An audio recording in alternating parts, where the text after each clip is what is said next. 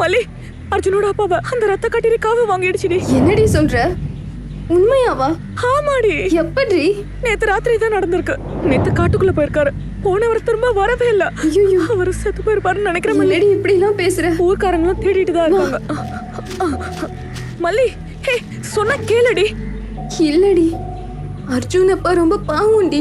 அர்ஜுனுக்கு அம்மாவும் இல்ல, இப்ப அப்பாவும் இல்லனா அவன் என்னடி பண்ணுவான்? இந்த மாதிரி ஒரு நேரத்துல தான் நம்ம யோசிக்கணும். அர்ஜுனே அவன் அப்பாவை தேடி காட்டுக்குள்ள போல. ஊர் தலைவர் கூட்டம் போட்டிருக்காரு. கொஞ்சம் பொறுமையா இரேண்டி. இல்ல, முடியாது. இன்னும் கொஞ்ச நேரத்துல இருட்டிடும். அதுக்கு மேல காட்டுக்குள்ள போன வெளிச்சமே இருக்காது. நாமளும் உள்ள போய் மாட்டிப்போம். இப்ப உள்ள போய் தேடிட்டு வெளியே வந்துடலாம். மல்லி, சொன்ன கேளு. வேணாண்டி. இல்லடி, நான் போகதான் போறேன்.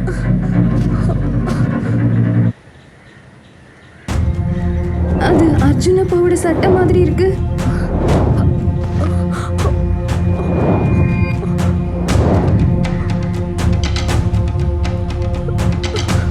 என்னடி இது? எனக்கு இதெல்லாம் பார்த்தா ஏதோ தப்பு நடந்திருக்குன்னு தோணுது. இதுக்கு மேல இங்க இருக்க வேணாண்டி. வா, போயிடலாம். இல்லடி, இனி நான் போகதான் போறேன். நான் அவரை போய் கூட்டிட்டு வந்துடுறேன். மல்லி, சொன்னா கேளுடி.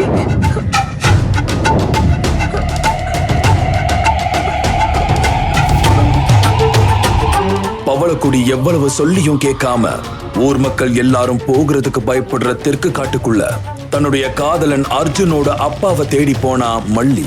அடுத்து அங்க என்ன நடந்துச்சுன்னு தெரிஞ்சுக்க குக் FM தமிழ் ஆப்பை டவுன்லோட் பண்ணி தி கர்ஸ் பிளட் ஆடியோ சினிமாவை கேளுங்க.